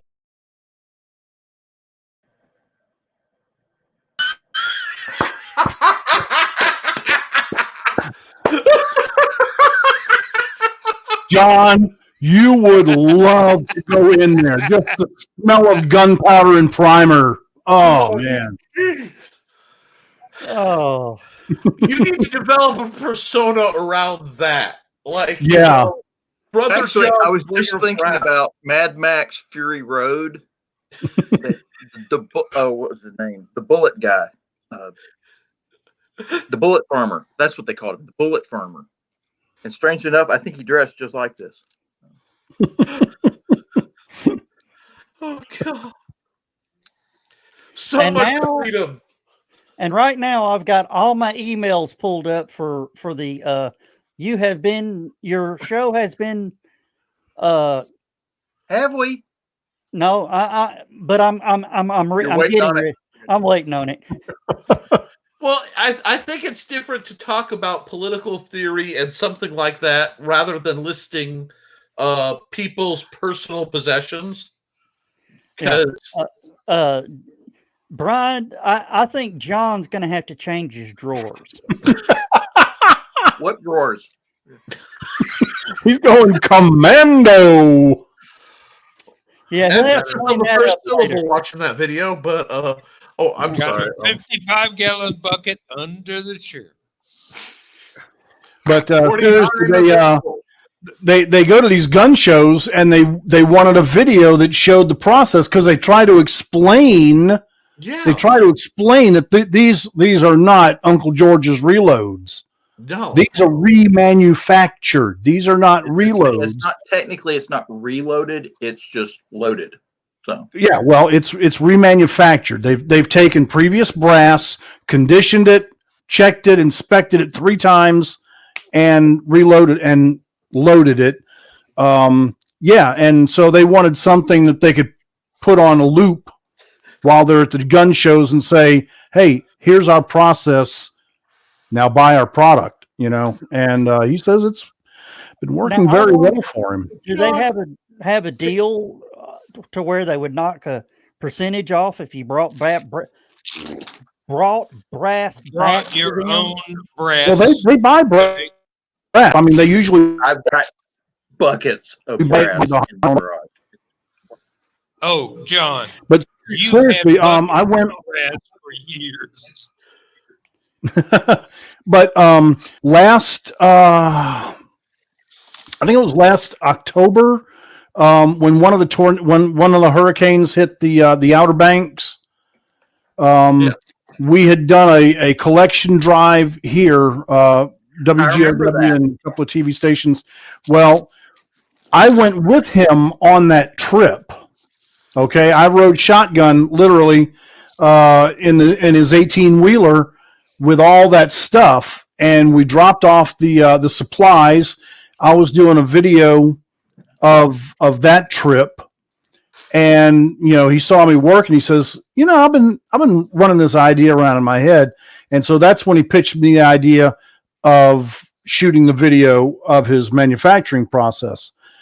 And so on the way back, he stopped off at a couple of his shooting ranges, his firing ranges that he buys spent brass from. And so I got some footage while I was there of some of that. And so we were able to use that in there. But that was an interesting trip. So he didn't deadhead on the way back with the truck either. No, that was not a wasted trip. He picked up, I think he said 5,000 pounds of brass on that one trip. And he makes that trip every week. No, he makes that trip every week. Is there any record of how much brass he collects from people that actually shoot at hurricanes?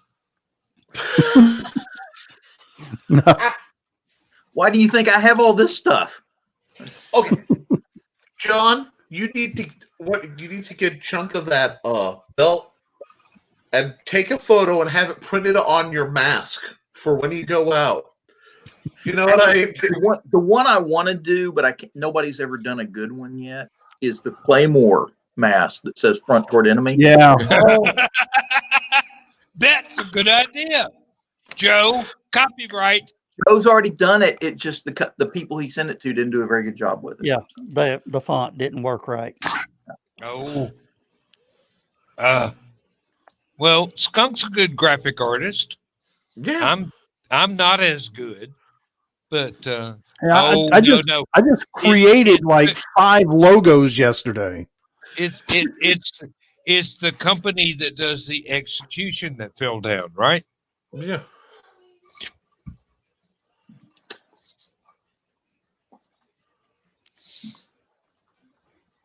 Hello?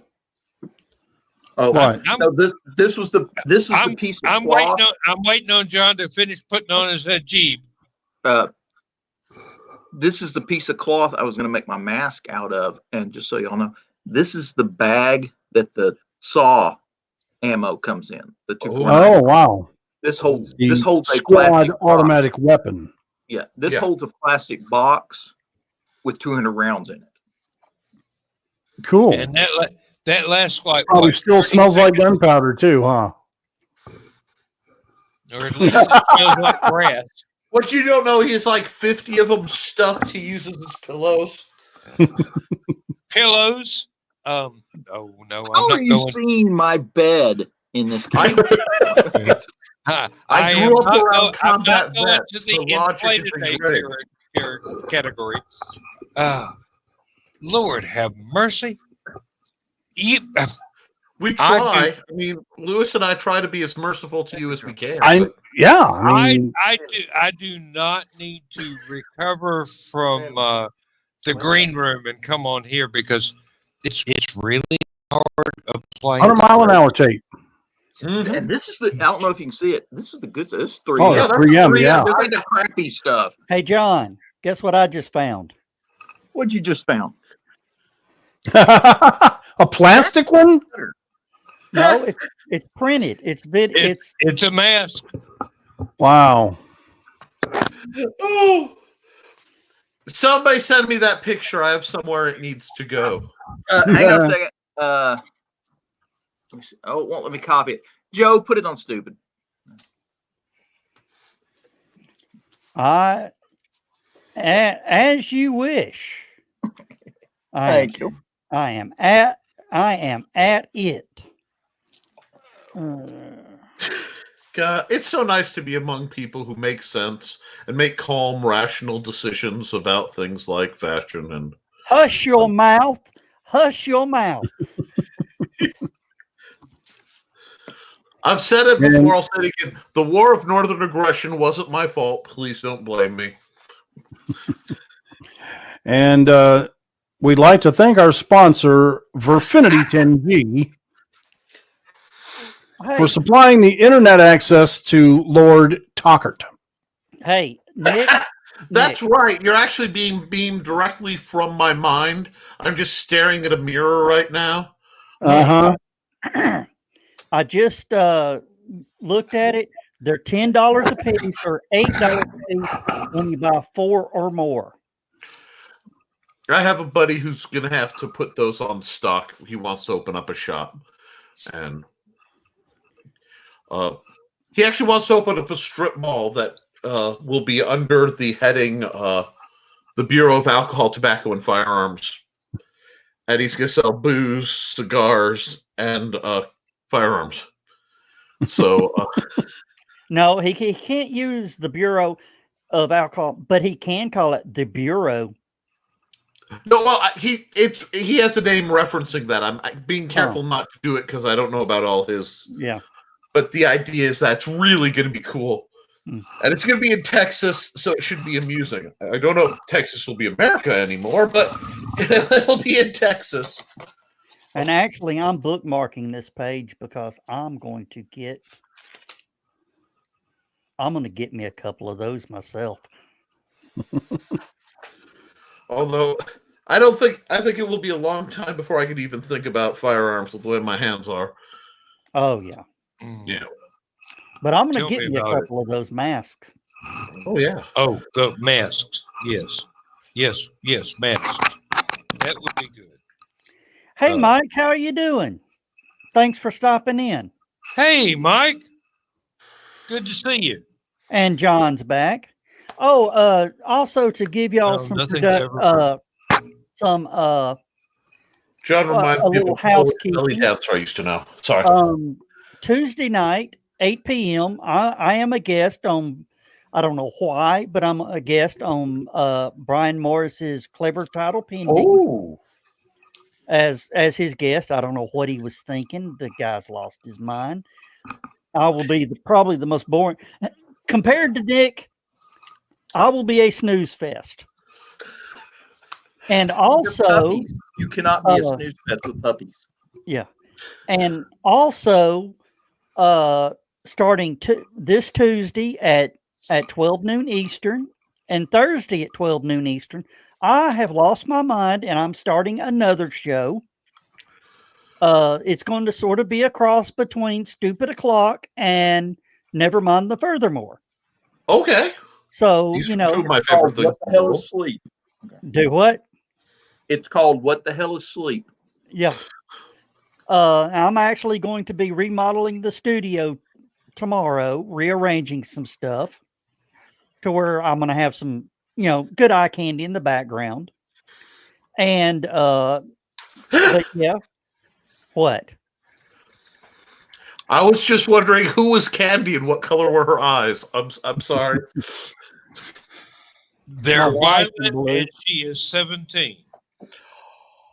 Oh, dude. Where did you get that?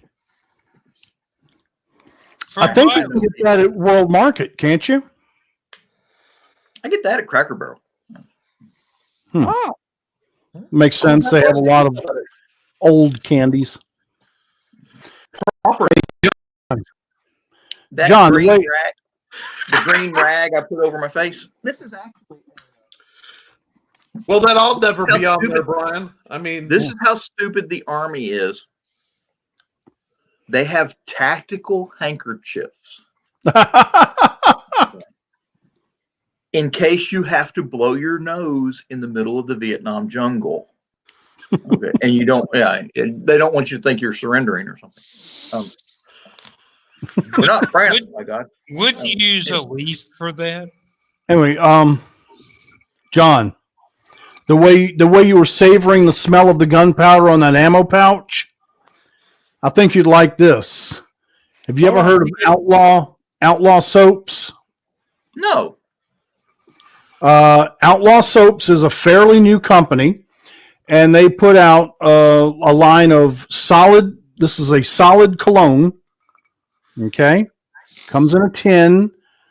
You rub it, and then you rub it on yourself.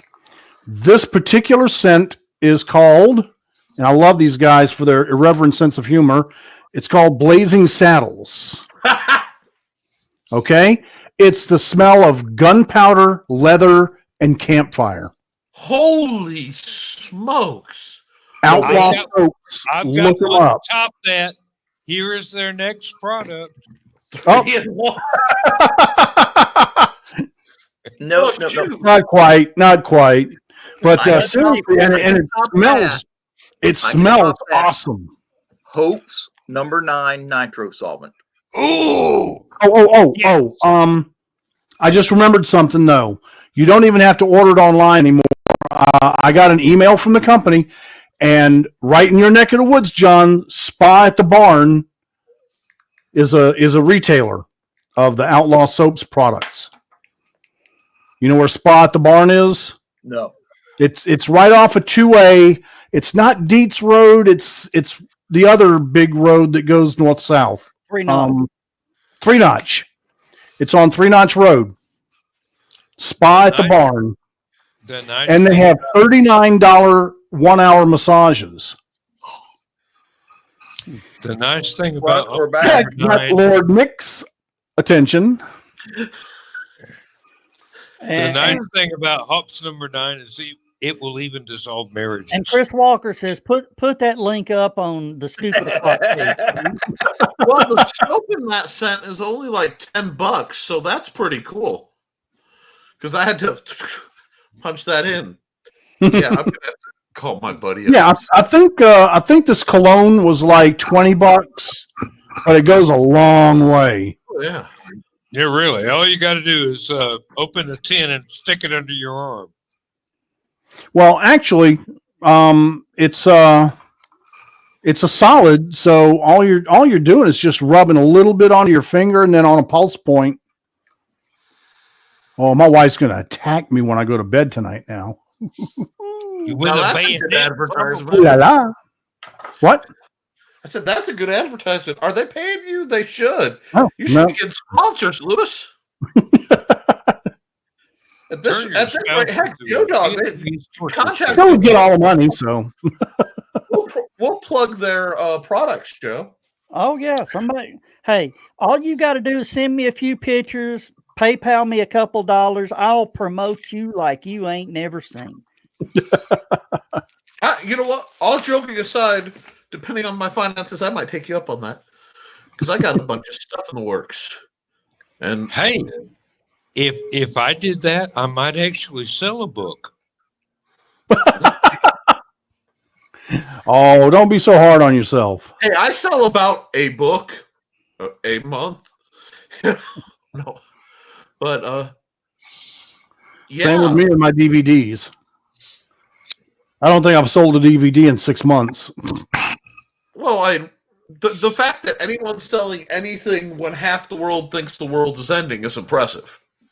Yeah, we got to keep perspective up on that one. Well, and the DVD was released in 2014, so it's a little long in the tooth. Yeah. Well, you know, like I said, I've been telling people because I worked my butt off through 2020, and a lot of it's background work on that game I'm doing for Luke Stone and stuff. Mm-hmm. And I think we were given a choice, and going into 2021, we have the same choice. It's just we're a little more informed about it.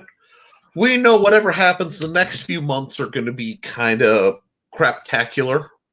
Mm-hmm. You know, and combined with winter storms and crud and the bug, most of us are going to be stuck at home one way or another. I mean, my whole world is an ice skating rink right now. Even if I wanted to go out, I couldn't. Oh, but, I'm sorry. What? Did y'all are any of you on David Weber's friends list on Facebook? Mm-mm. I think so. He is right now in the hospital for COVID-19. Who? David Weber. Damn it. All right. Well, no. He's in really, really good shape. He is responding extraordinarily well to the treatment. And he has been told that if his prognosis stays the same and his treatment shows the same effect throughout the next week or two, he might not have to be there for like 5 more days. Yep. Oh, okay. Yeah. Damn. All right. Well, we'll have to put David Weber on our. Oh yeah, he apparently he has contracted the COVID, and we're apparently doing it pretty good though. Night, Brian. I'll try to catch you next time. And everybody is keeping track of Sharon as well, because they are married, so they share the same germs. Well, he's a big guy. It's going to take a lot of COVID to bring him down. Yeah. Hey, guess what?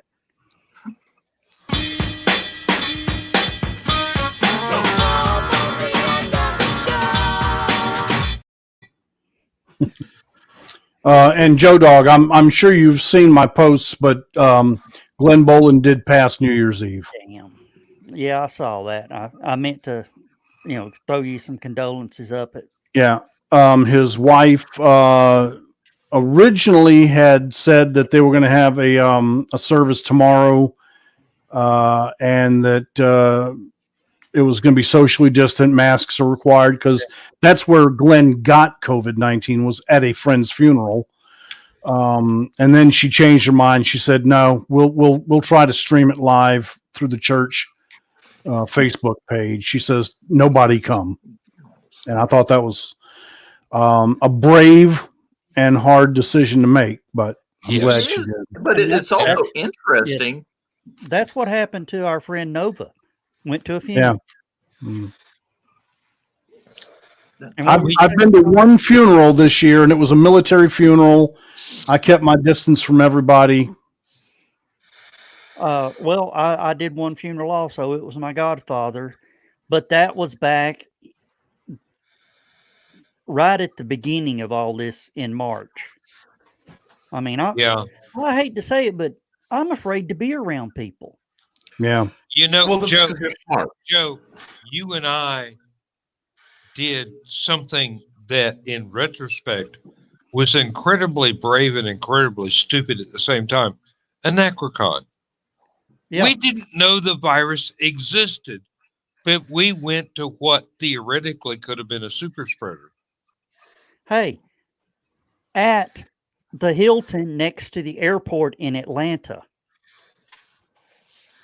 before they even started any travel restrictions. Half the people in the hotel were airline pilots and crew. Yeah. We're just lucky. Of course, you won't see that these days. You want to bet? Airline pilots and crew, good luck finding one. Oh, they're out there, but they have their actually own. They're not even allowed to use the main entrance to the hotel. They come in through the service entrance or whatever. Keep away from everybody. Like that's going to work. Yeah. Chris Walker says he was down there too. Yeah, Chris. I mean, well, it was the last ever Anachrocon. Yeah.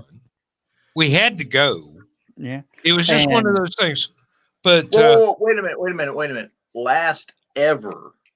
When you say they're not going to have another one, or it just got canceled for COVID? No, Anachrocon done.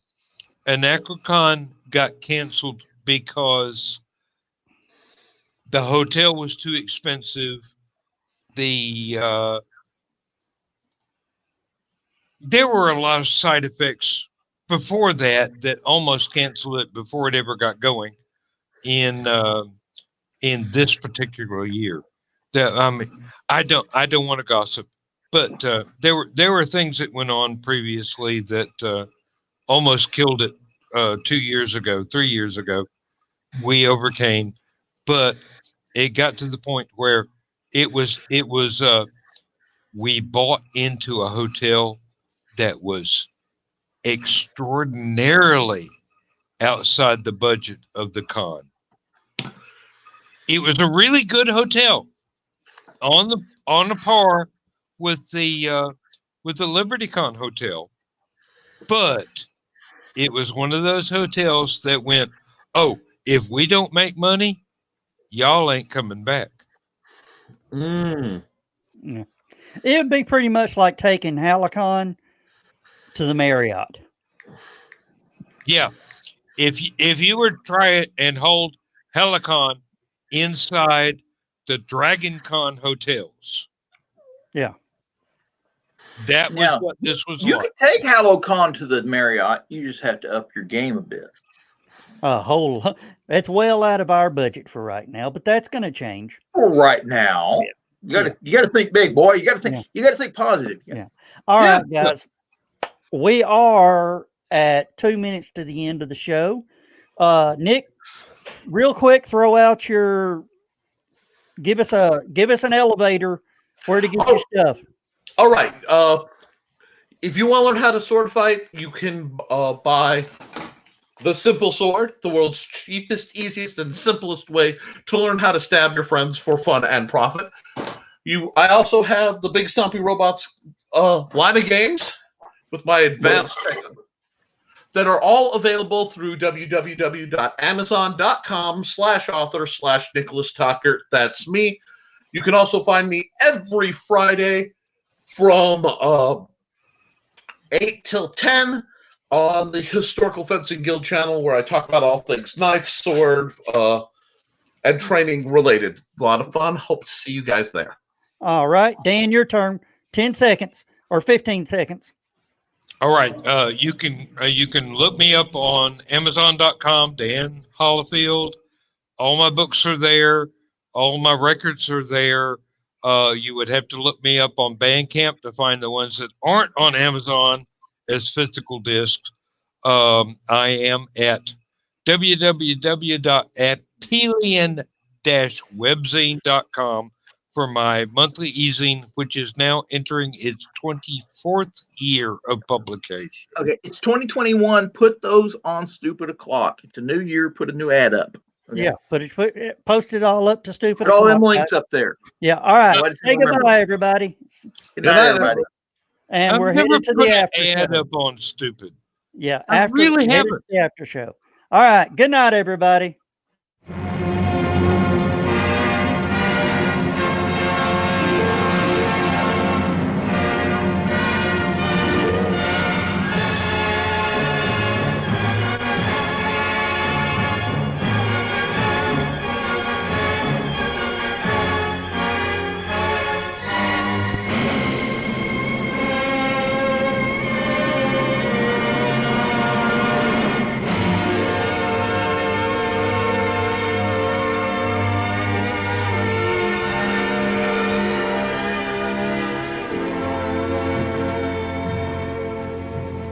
I have slept the surly bonds of earth and danced the skies on laughter-silvered wings. Sunward I've climbed and joined the tumbling mirth of sun-split clouds and done 100 things you have not dreamed of. Wheeled and soared and swung high in the sunlit silence. Hovering there, I've chased the shouting wind along and flung my eager craft through footless halls of air. Up, up the long, delirious, burning blue, I've topped the windswept heights with easy grace, when never lark nor even eagle flew. And while with silent, lifting mind, I've trod the high, untrespassed sanctity of space, put out my hand, and touched the face of God.